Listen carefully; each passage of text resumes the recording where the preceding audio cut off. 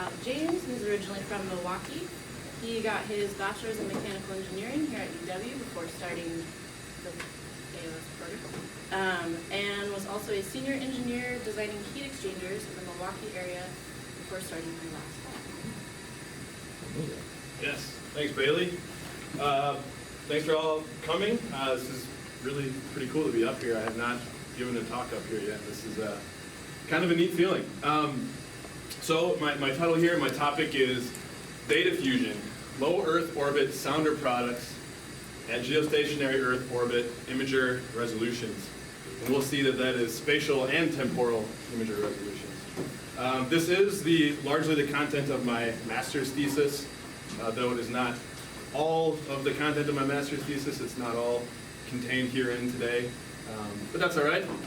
I'd like to thank my advisors. First, Elizabeth Weiss in the back. She's been great and guided me through this project. You'll see a lot of her papers referenced as we go forward. And Tristan, my academic advisor as well. I'd also like to thank the organizations whose symbols are shown at top. They all had a hand in what I was doing.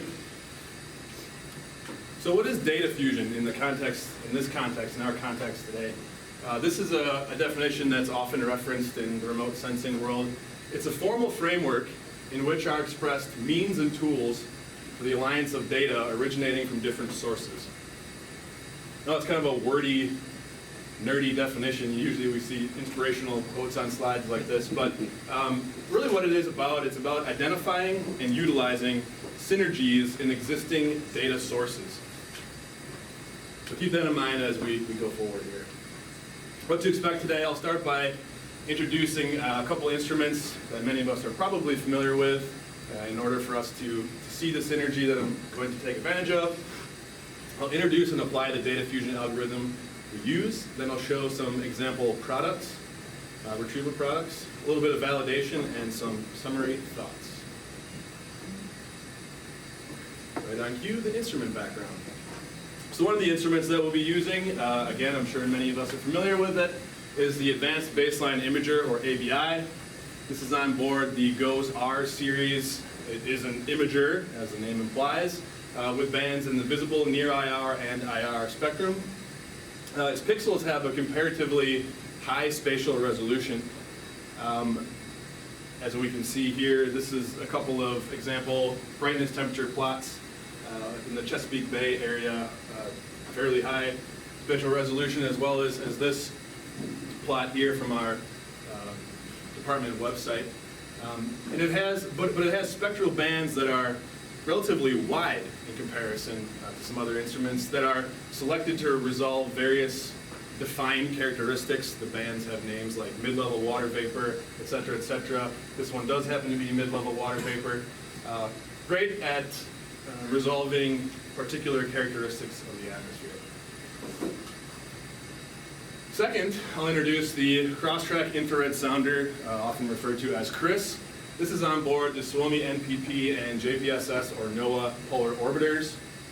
This is IR, more specifically near IR and IR.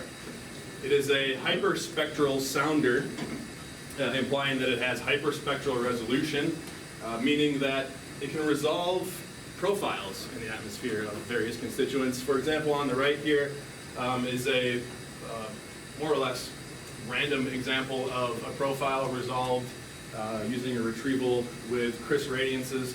This is done using the dual retrieval algorithm that is available through the SIMS community satellite processing package. And this is the retrieval algorithm that I'll use going forward. And it is accurate within 1 degree Kelvin and 20% relative humidity for 1 kilometer vertical layers. However, its field of views have a somewhat limited spatial resolution comparatively compared to the ABI, as we can see down here. At these plots, they pertain to particular levels in the atmosphere, which, as I said, is an advantage of this instrument. We have temperature at 300 and 500 hectopascals, but in comparison to the ABI plots, you can see that the spatial resolution is significantly lower. So to summarize in this table here, we have the two instruments, the satellites that are aboard, their infrared spectral range in particular, the number of channels related to its spectral resolution in the infrared, and its nadir field of view size. Focusing on the difference in the number of channels or spectral resolution, I've plotted here an example crisp brightness temperature spectrum. You can see we have quite a bit of detail. This is an actual measurement, not a theoretical atmospheric emission. This is an actual measurement. You can see quite a bit of detail, spectral detail in the blue line as we look across. On top of that, I've plotted the spectral response functions for the 10 infrared ABI channels that fall within this range. And you can see that these response functions are quite wide in comparison to the structure we see in the brightness temperature, implying that the measurements will be from more of a wider or rounded band of the spectrum. James, how should somebody with my lack of background interpret this comparison? Well, first of all, you get just from a radiation perspective, with the CRISP instrument, we're able to just resolve differences in very small gaps, very small bands across the emission spectrum. Mm-hmm. And that is really what allows the resolution of those profiles that I showed before. The ABI spectral response function, it's a little bit different. It's not a brightness temperature that I'm plotting here.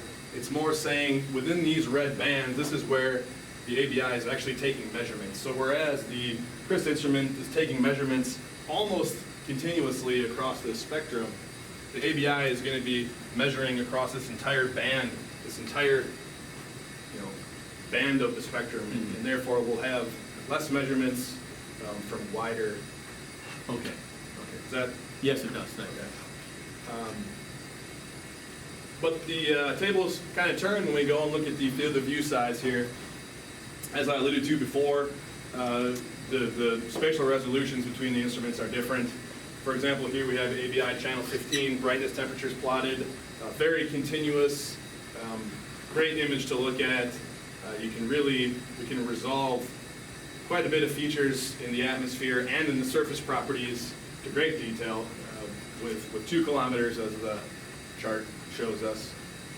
Versus the CRISP instrument, we have 14 kilometer field of view size. This is a temperature plot, so don't expect these 2 plots to really correlate. But just to show the spatial resolution, the CRISP instrument is not quite as good. James, could you get a sounding in each one of those dots? Yes, you could. That's a good question. So maybe you're starting to see the opportunity for synergy. What if we wanted to take advantage of the vertical resolution of the CRISP instrument along with the the horizontal resolution of the ABI instrument? Well, that would be good, I think, for forecasting, nowcasting, research type applications, any number of things. So how can we do that? Well, maybe there's some ideas that are popping to mind, but what we'll be doing is finding and averaging a representative subset of CRISP field of views for each ABI pixel.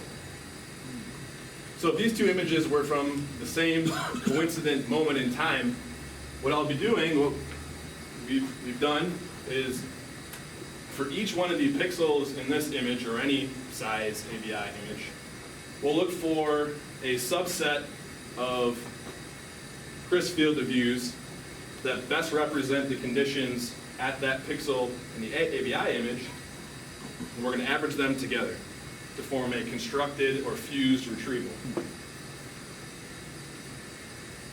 Showing this somewhat pictorially, this plot leaves some to be desired for a large screen presentation, but what we have is right here, use the laser I have, we have a star that will represent a example pixel location, and then the circles 1, 2, 3, 4, 5 represent an output from the algorithm that will say, okay, these 5 locations best represent from a radiation perspective the conditions at that pixel. Then we take the retrievals that correspond with those nearest neighbors, we call them. I have plotted them here. average them together, and end up with a retrieved profile. Now this is kind of a little bit of a spoiler. I will get into how this all comes together, but this is sort of the mindset of what we're trying to do. Okay, I understand you're about to get into the Yeah. details of it, but how do those circles that are, Southern Virginia, Eastern North Carolina, Mhm. how are they at all related to the star? Yeah. Well, there's a couple of things to that. One, it's really just based on the radiative characteristics of the atmosphere layer that we're looking at. And I will get into that, but it's the radiation emitted, or the top of atmosphere emittance is similar enough that it's been found via our algorithm to be closest. And I know it seems hard to believe because it's states away in some of those cases, but that is what we find. And secondary to that, I'm not breaking any news here, but the atmosphere is somewhat connected. So maybe the conditions at those 6 points are somewhat similar enough. In fact, they must be, as these profiles are fairly But just in similar. terms of the radiation emitted top of atmosphere, you can see from Correct. satellite. Okay. And you'll see hopefully some more detail on why coming up. Can you just clarify then, so you have the ABI instrument. Yeah. And you're looking for the most similar ABI measurements that are also co-located with CRIS Yes. observations? Exactly right. I'll get into that. Okay. That's exactly how it works, in fact. Okay. So, that's good. So you're not finding CRIS, you're not like re-averaging the CRIS observations to look like ABI at this point? No, it's more closer to the first. Got it. Yeah. Maybe I should have explained how it works before putting this up, but that's exactly right. Okay. So now I'm going to introduce the algorithm with which this is done. A KD tree search algorithm is used. KD is short for K-dimensional, implying that it's a multi-dimensional search tool. It's kind of an elegant, simple data science technique. That sometimes goes by other names, KNN search, nearest neighbor search, maybe some other terms even that some of you may be familiar with. This is the framework, or the detailed algorithm that really gets this done. Sort of as we were alluding to what we need, it matches query points with a subset of nearest neighbor training points in some sort of arbitrary space that we'll create. And it's very computationally efficient, which is important. The speed is important for operational type applications, obviously. So that's nice. Always nice to have efficient computational decisions. So how does it work? Like I said, it's a multi-dimensional tool, but that's hard to visualize, so I'll use a two-dimensional example to help us visualize how this works. Say we have a training set, our blue points here, in two variables, x and y. First thing that's done is the training set is divided into two halves in one dimension. In this case, the x dimension, the red line more or less represents the median. The data is divided into two halves. Then we come back and divide those two halves in half in the other direction, in the y dimension. This would be continued through the space, however many dimensions we have, till we get to the last dimension. Then we come back to the first, and again divide those quadrants in this case, in half again. This process is continued until in each of those spaces is left only one training point. So here's where the tree aspect of it comes in, the decision tree aspect. If we add in a query point, kind of difficult to see, there's a green diamond here. This is our query point for which we're trying to find our closest neighbor blue training points. So the decision tree works like this. We go to the first division point and say, which side of that first division does the query point lie on? Well, in this case, clearly it's to the right. That was an easy computational decision. Repeat that in the other direction and continue doing so until we've found some number, in this case 2, of closest match points within this arbitrary x and y space that we have created. Sorry. Yeah. Okay, so closest means closest for just a simple distance? It's X squared plus y squared? not necessarily. I think if we were to use that, criterion, it would look different. I mean, clearly, as we're looking at this, you can imagine cases where we wouldn't necessarily be picking up the closest x squared, y squared. But using that criteria, I think would be a much more intensive computational search.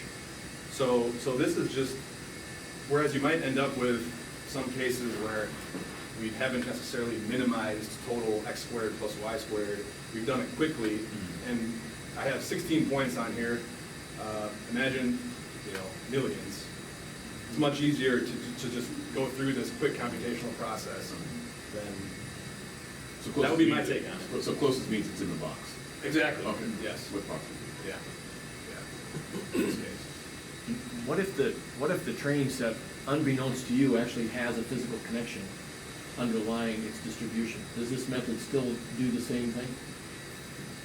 Because it kind of looks like these are just randomly. They are random. Yes, you would hope so, but the physical nature of that pattern would not be inherent to the search process. Yeah, it doesn't Yeah, care, but I'm just it wondering. doesn't care. It would And- still find your closest neighbor. It would, yeah, but for the purposes of this,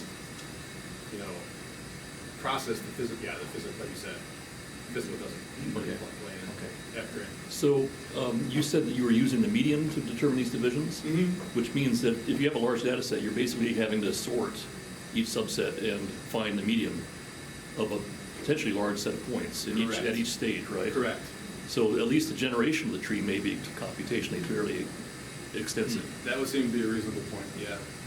But once it's created, from there, But then you can access it very quickly. yeah, it goes right down. Okay. That'll be my interpretation of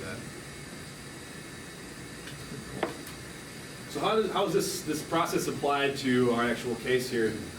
And I'll note this is illustrated using data from Chesapeake Bay area on May 19th, 2017 at 1800 Z.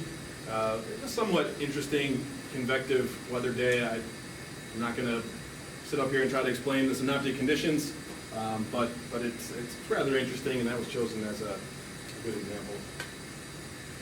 So going back to our visualization from a few slides ago, replace the X and Y with lat long or geolocation and radiance.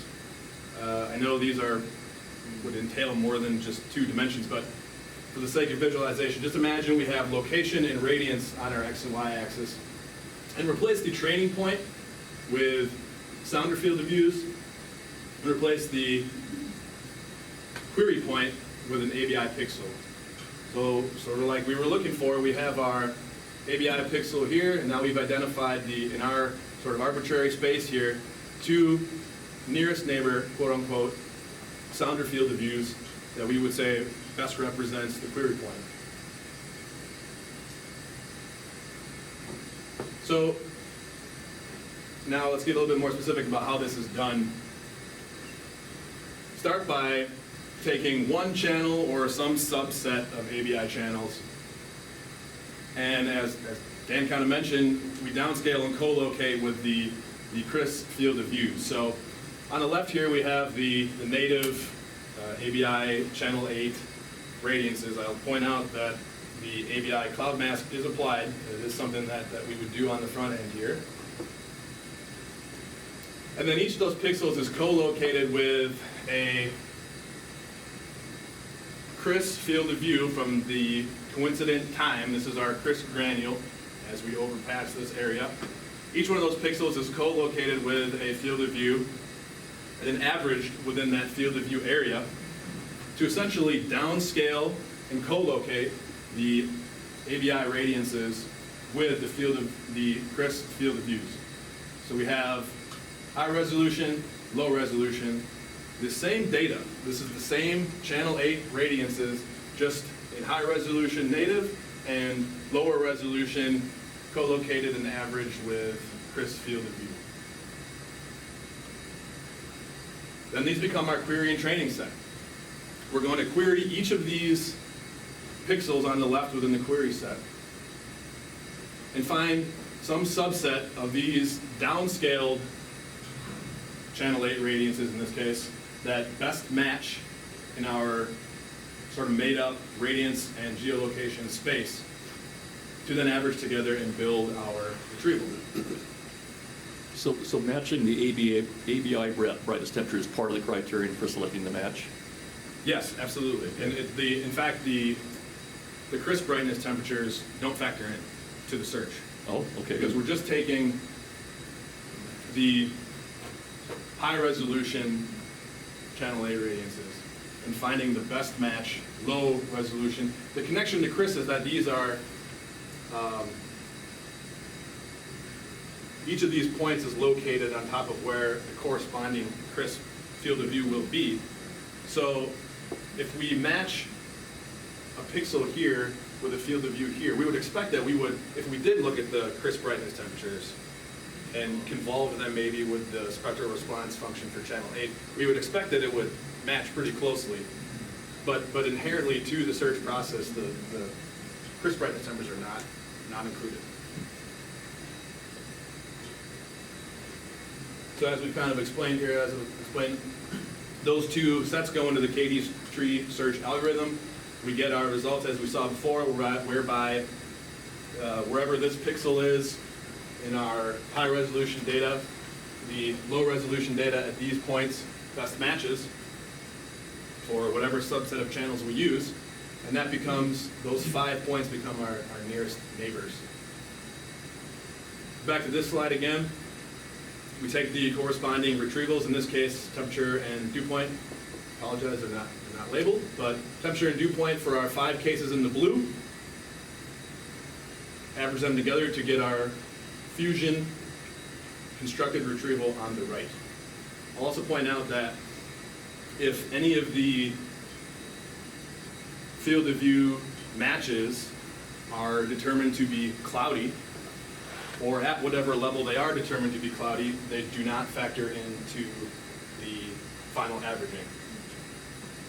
So actually what we see here is, oh, there is 5. But if one of these was cloudy, there would be 4, or maybe a 5th one that came down to 300 hectopascals, below which was clouds. It would not factor into the averaging below. Here it is in schematic form from a Weiss et al. Paper. We have the high resolution native imager data co-located and geographically averaged with the Sounder geolocation, so that we have low-res imager radiances. So notice we have low-resolution imager radiances and high-resolution imager radiances. Nothing about Sounder radiances. Going through the KD search tree to get our closest Sounder field of views, the number of which we'll refer to as N. Yeah. So you mentioned latitude and longitude as being one of the factors that would be in the matching process. Where does time come into play, since they're different platforms, different sampling times? Yeah, so that's a really good question. What we're talking about for now would be, they'd be reasonably coincident. So actually for these cases that we're looking at so far, the CRIS overpass was at 1748 Z, whereas the ABI image was at 1800 Z. Okay, so you got a time window that you say that you're looking for the quasi-coincident CRIS. Correct. And Quasi-coincident would be a great way to, but sit tight on that because there's other options that can be done as well. So what's interesting is some of the parameters within the search process can be adjusted. We can, one, vary the N number of nearest neighbors that we average together. A higher number serves to kind of smooth out some of the spatial variation in the final product. As you add in more samples, we sort of, I think statistically kind of approach more of a mean and sort of smooth out the data. We can also change the minimum number of clear nearest neighbor field of views required. So as I was explaining, if one of these retrievals was determined to be cloudy below 300, or maybe if 4 of the 5 were determined to be cloudy below 300, and we have one that goes down to the surface, we'd be a little bit leery of whether that single retrieval below 300 really was representing what was going on. So we set that minimum to 2, or whatever you'd like. Change that minimum to try to eliminate a single outlier from skewing the result. And when you vary that, you change your coverage. If you were to increase the minimum threshold necessary, you lose some coverage. But that way, you can sort of tune that to leave out erroneous data. Yeah. Do you do anything to try to minimize the center of gravity of all the observations, so you're not all on one side? Not yet. I have some thoughts on how to check that, but I haven't done any sort of looking into that yet. It's a good question. It's a really good question. What happens to the overall kind of variance, so to speak? Yeah, question. But back to what we were discussing here. So varying those parameters that I just outlined, we have some plots here. The top line is 850 millibar temperature. The bottom line, and these are all fusion retrievals. We have 850 millibar temperature at top, 850 millibar water vapor mixing ratio at bottom. The 4 on the left have a subset N of 5. 4 on the right have a subset N of 10. And from left to right, we vary the minimum 1 to 2 and 1 to 2. Hopefully this is somewhat clear. But when we go from 5 to 10, the differences are subtle, but we do lose some of the spatial variation, and some of it is smoothed out. Where we can see this most prominently is off the coast here. Over here, when we have an N of 5, we have some variation in the temperature in this region. The coast up here sort of has a similar example. When we increase the N to 10, some of that variation is averaged out, and we lose some of that structure. Well, it's a little bit more subtle, but that also can be seen over land. Similarly, that occurs in the water vapor mixing ratio.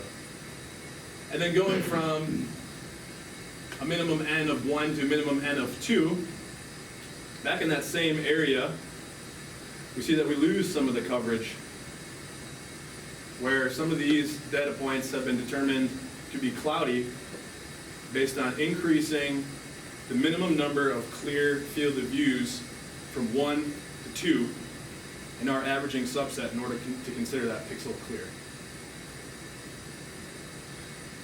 And I've placed a green box around this combination here because that is what I'll be using going forward. Maybe you're going to say, but how much information is compromised in such a case? I mean, are you able to get anything out of that higher, quote, resolution? I don't have a way to prove that Yeah, okay. yet.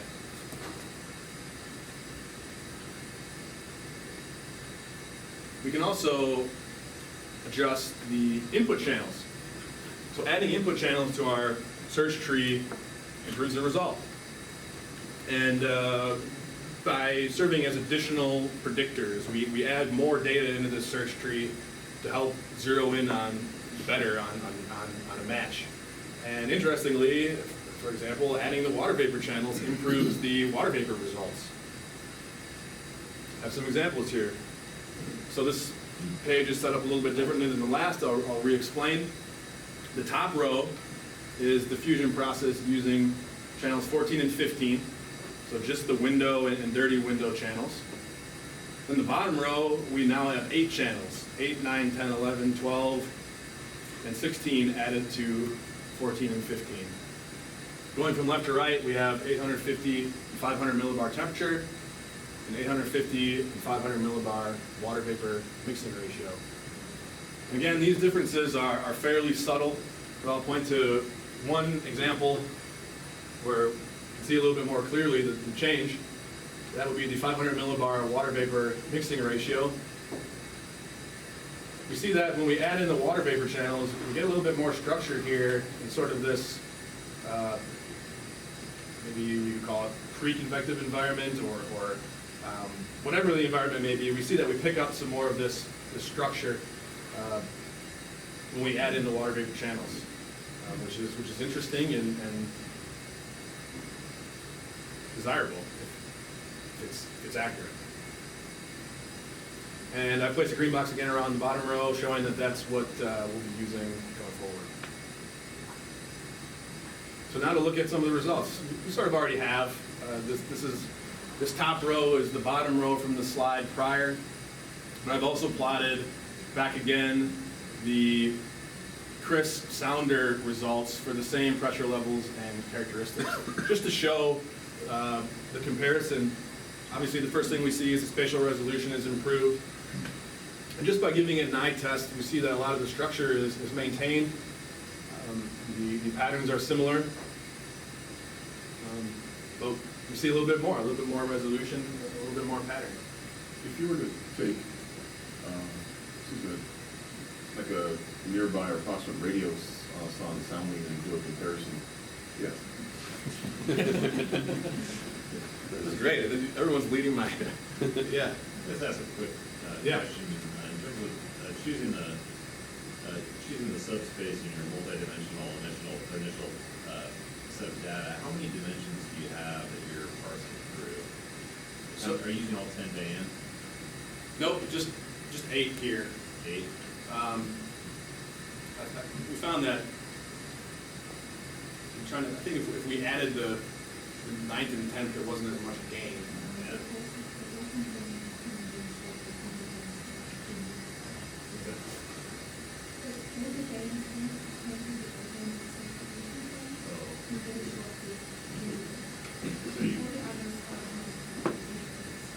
So based on your initial sort of parsing through that data, right?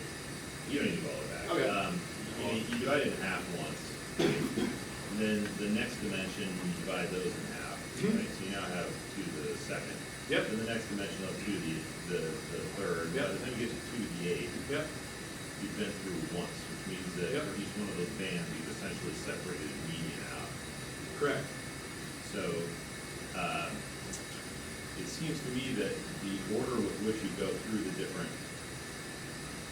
bands, right, because that first band now, I mean, you don't have, I presume you don't have 1 billion pixels to parse through, right? To the 100 million. There's quite a bit of it, yeah. Well, how many pixels are you? Oh boy. I don't recall exactly. So you have 2 to the 8 different boxes. Correct. Right, which is a lot. Yes.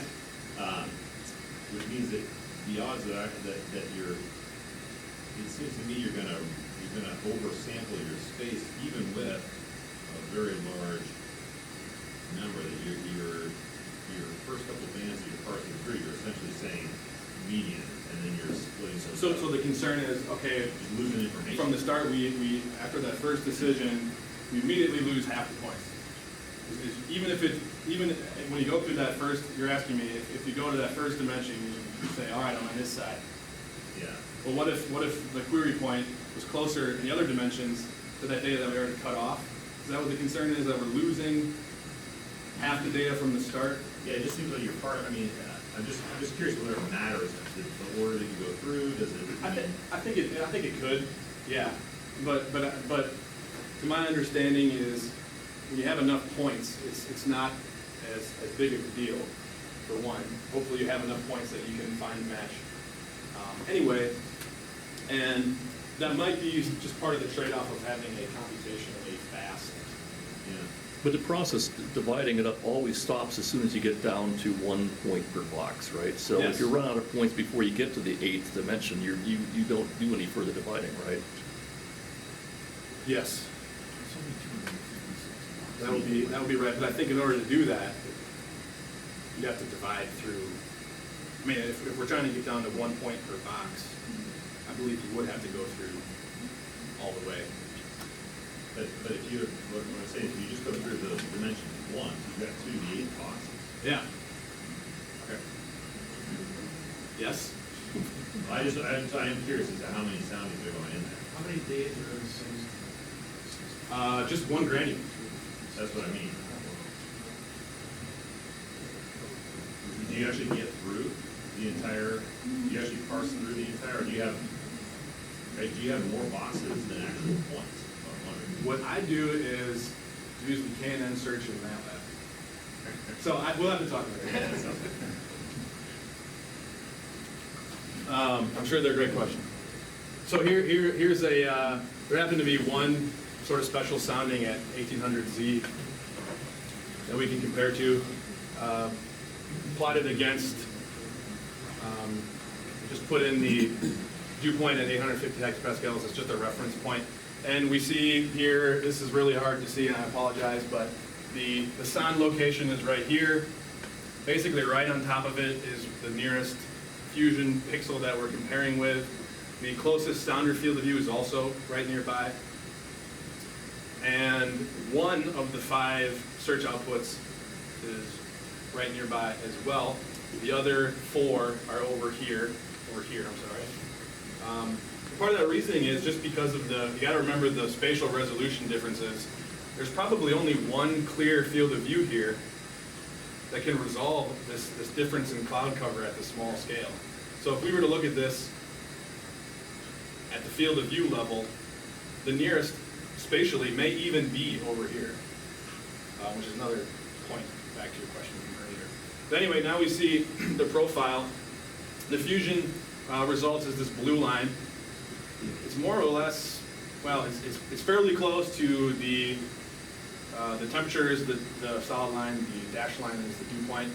The sond is the red, solid and dashed, and we can see fairly good agreement. I've also put in a model here which follows very closely with the sond, not unexpected as part of the data simulation. And then the closest sounder field of view actually is pretty far off here. So by adding in these other nearest match field of views, we've actually improved the sounder's ability, in this case, to see the conditions in the atmosphere. There's some missing of some dry layers here for the sond, which, you know, first of all, whether or not those variations are real can be a question. Second of all, sometimes it's just a limitation of the satellite.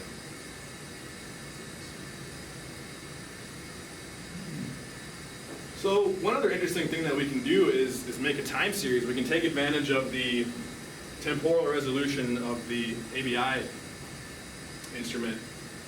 So say we had a coincident, quasi-coincident, Chris overpass and ABI image at 12 o'clock. And we complete our fusion, we have our retrieval, we can look at it, very good. Well, and I believe this is even sooner than 15 minutes now, but if we had, then we have another ABI image that comes in 15 minutes later. Well, we can repeat that fusion process and get a new constructed retrieval. And we can continue doing that at 15-minute temporal resolution and build a time series.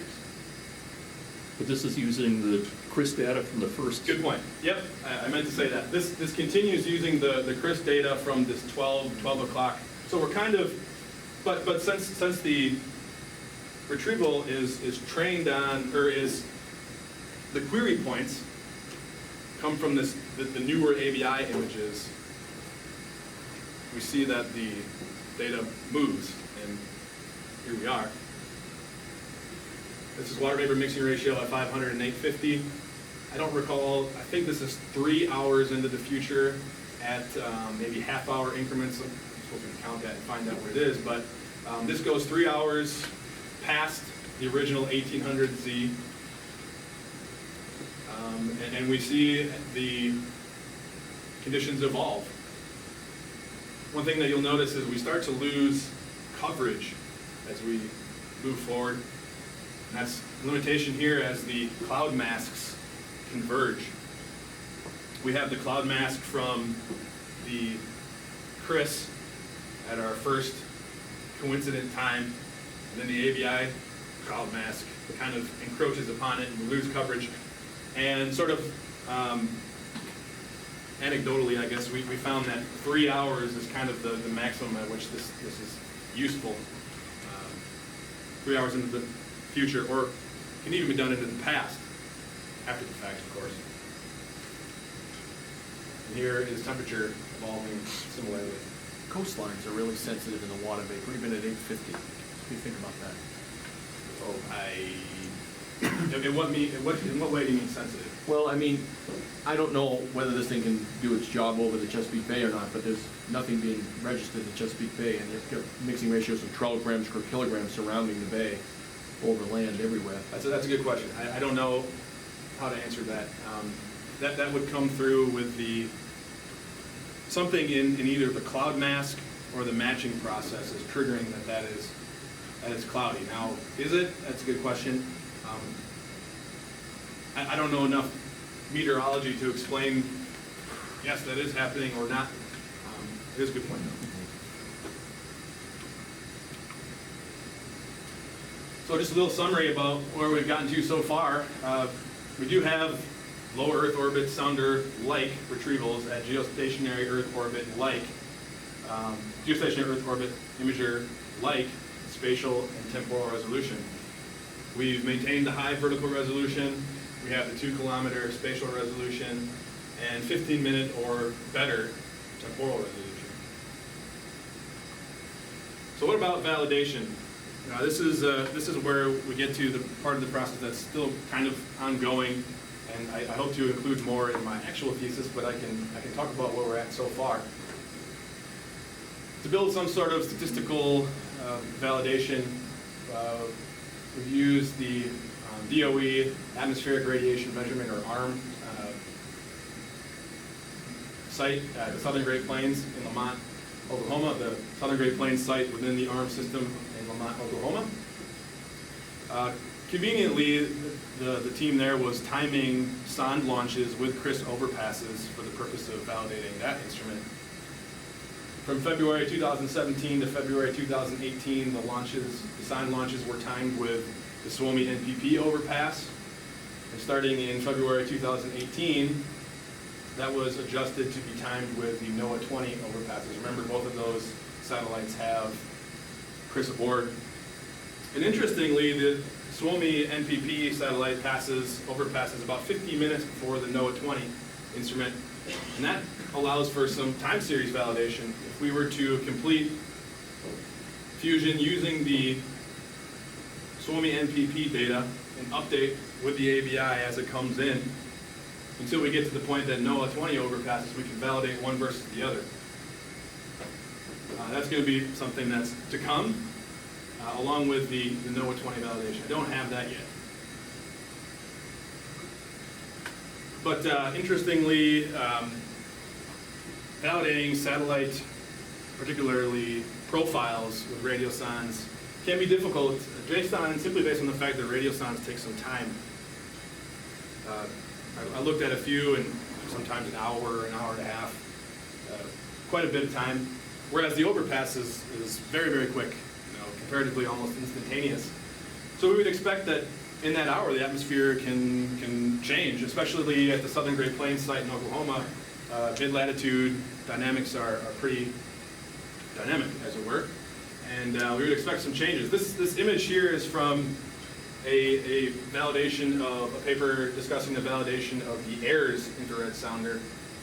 And what we have are, the top two plots are daytime, the bottom is nighttime. What it is, each gray profile is a difference between two radiosondes launched 60 minutes apart. And then the dashed line is the mean of those changes, those differences over that 60 minutes. And the solid line is the root mean squared. What we see is the mean is more or less around 0, but within that hour, we can see quite a bit of variation between the two radiosondes, which, when we're talking about the sort of detail we want to validate these things at, could be a major factor. I mean, we have a root mean squared of, in the daytime, for temperature, anywhere from half a degree to a degree, which doesn't sound significant, but with the goals that were set out for some of these instruments, it is significant. And depending on the level, up to 25% water vapor ratio. So how do we get around that? How is that avoided that sort of variation. We don't want that to affect the validation. In order to do so, these best estimate profiles are created, where in our case, we have 2 radiosondes per overpass of the instrument, one 45 minutes prior to the overpass, one 5 minutes prior to the overpass. And those two are just averaged together, whereby the earlier sonde is intended to capture the higher dynamics, the higher characteristics higher in the atmosphere, whereas the later is intended to capture the lower. And then the water vapor content is scaled, the total precipitable water is scaled to match a microwave radiometer measurement. Okay, so once we have these profiles, I'm going to be comparing it to fusion, obviously. So what have we used for that? The ABI data is taken from the nearest in time image, whether that be before or after. And the CRIS data is taken from the single granule nearest in time to the sonde launch, which, if everything was done according to plan, is indeed the coincident overpass that the sonde was targeted at. I've used the parameters n equals 5, minimum non-cloudy of 2. In this case, only the CRIS cloud mask was applied, which really is a minor thing. If the match process works correctly, a cloudy ABI pixel will be determined to be cloudy based on its CRIS matches. And I've taken the closest geographical clear pixel to the launch site for the comparison.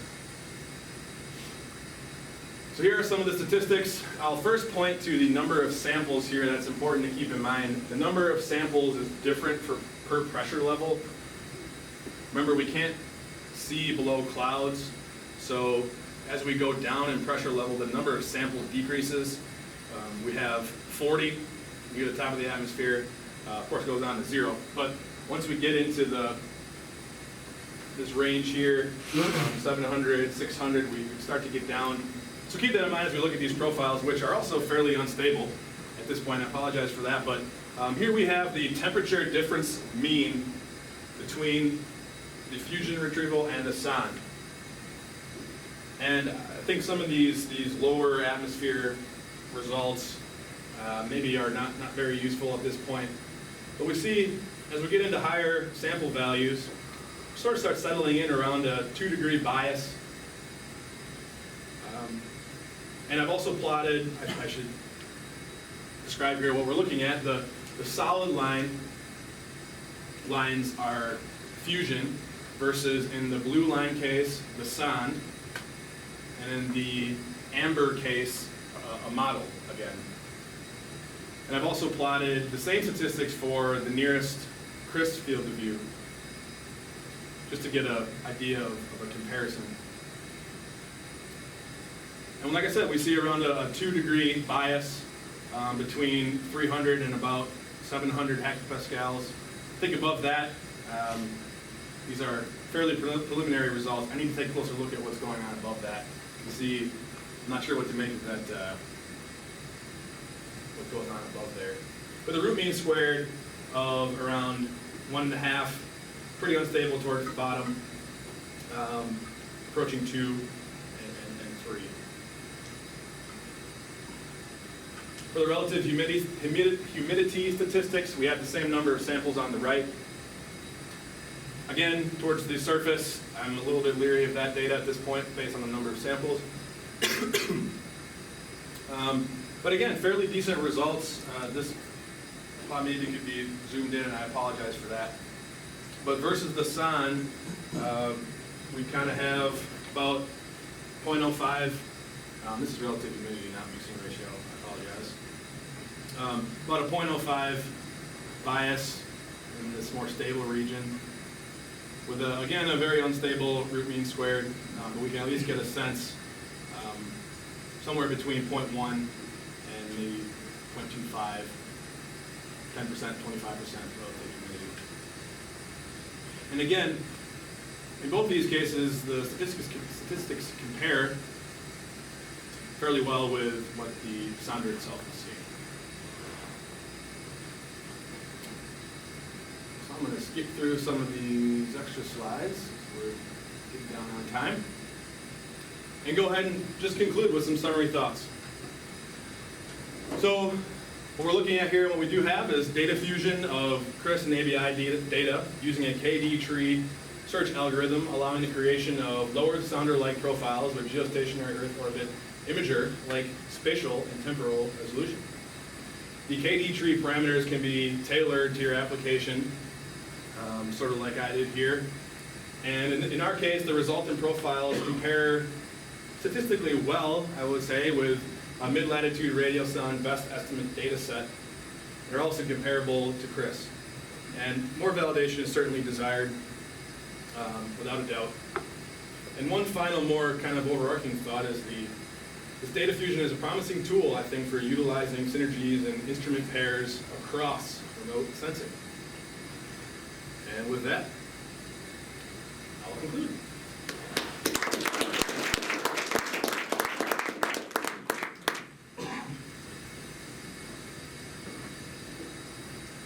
So as alluded to by comments by Dan and others, you're dealing with very high dimensional problems when you're using all the ABI channels. Yeah. Would it make sense to consider using like principal components of those channels and then throwing out the ones that seem less significant, use the first few PCs, first few principal components of the ABI channels to get everything down to a lower dimensional space so you're not trying to find matches in this very sparse space and where there might be more robust statistics in the end? In short, probably yeah. I would say that could simplify the problem. I think that's a good idea. Now, after taking 745, I could do that. Yes? You showed that an hour difference in sonde launch can lead up to about a 1 degree K Yeah. harmless difference. So the way that you're trying to do the validation for CRIS makes sense because you only got a snapshot. But with ABI now, you could use your temporal evolution of ABI to just track the sonde at the altitude that it's at. Right? That's a good point.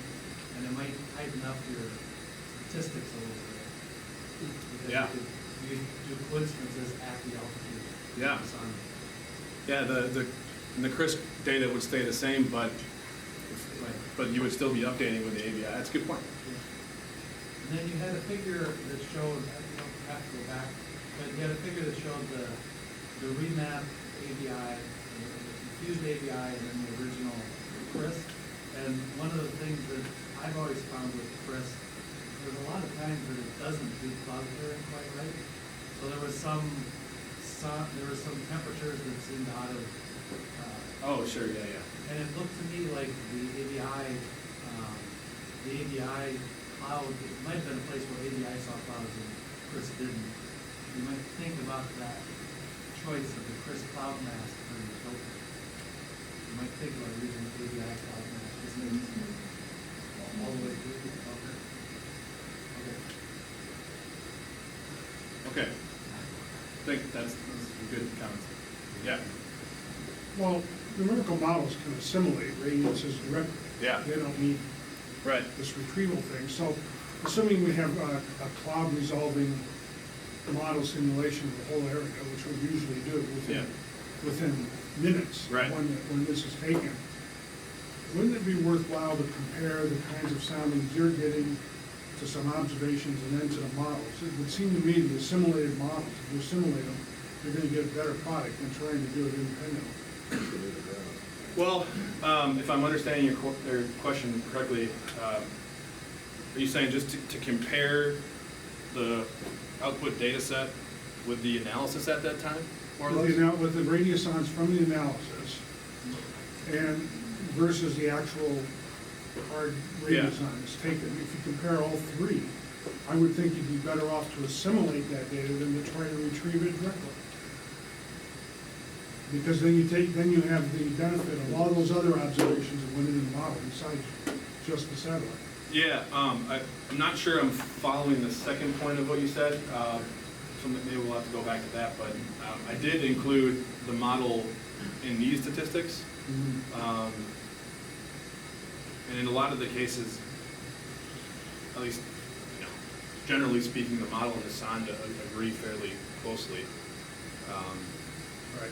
But I'm not sure I followed the So second. what we're trying to do with these direct radiosonde observations is augment what the Sure, models yeah. can do already. Yeah, And it doesn't seem to me that this is the most direct path toward that. Because if you can assimilate the radiances directly, then you should be able to augment the models directly, not make all these crazy decisions, this on that side, this, I mean, it would automatically go into the right place in the model, including the fact that the model takes into account how the radiosondes drift as they rise. sure. You know, all this would be taken into account, and then you would get the best product, putting it all together like that. Yeah, and I don't know if the intent of this is necessarily to, improve models, so to speak, No, I'm not saying to improve the models, to improve the analysis. Well, even I think maybe it's.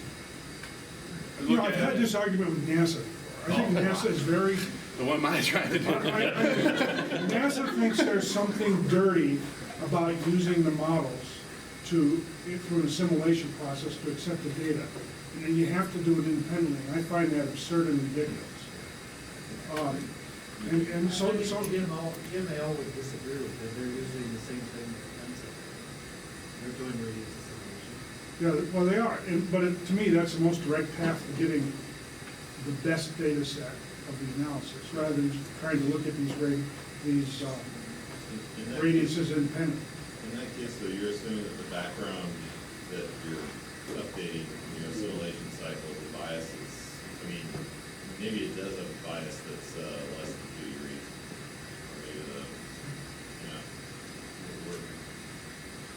Well, that's the thing to check.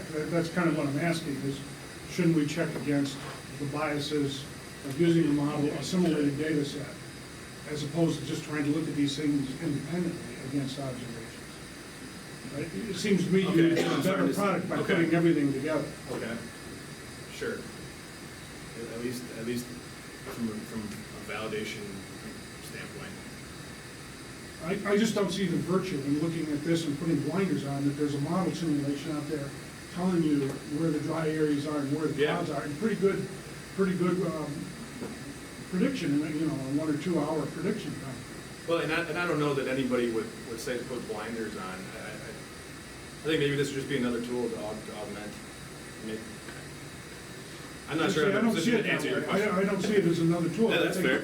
I think these things should be absorbed directly into the models and use the models as the tool to do the interpolation. Okay, now I see what you're saying. Yeah, that is interesting. Maybe it's something we could. well, the difference there is that it's a little different, right? I mean, you have some sort of set of assumptions in the forward models and the assimilation cycle that, I guess I don't know the details of, but in this case, never mind. This is an interesting discussion, and your work's interesting too. I think you might learn some things by doing something independently that you might not learn otherwise. So that would be a nice hybridization of those two tools. What are you going to do about the missing dry layers? That whether or not they're in every sounding around one of those, around one of the overpasses, they probably really do exist. And on the time scale of 15 minutes or so, there's information in Yeah, there that that's really useful. matters for the development Sure. of clouds at various levels. So is there an instrument that might come along that'll do that, or how do you think you'll be able to solve that in the long run? I don't know. I think there's people in this room that would be far more suited to answer that question than I. But I think part of what we're going after, what Elizabeth and Paul decided to go after by doing this, is try to find, at least maybe horizontally, spatially, the extent of some of these dry pockets, especially at low level. Certainly that's kind of what this is, part of what this is trying to get at. How good a job it does and whether there's something better coming, I'm not sure I'm suited to answer. Yeah. That's a great question, because that's a lot of what is driving what's going on here as this evolves, right? So how is that better captured is a great, and that, like I said, part of the motivation of doing this was to try to capture those things, at least on a tighter horizontal scale. And that's part of too when deciding how much, how many data points to take into account. Take in more, you kind of smooth out some of those things. what you don't want to do. Yeah, right. So part of what I want to do is take a look at some of this data from a scale variance perspective and understand what the right, sweet spot is. So yeah. I think it's 3:30. Any other questions? Okay, thank you.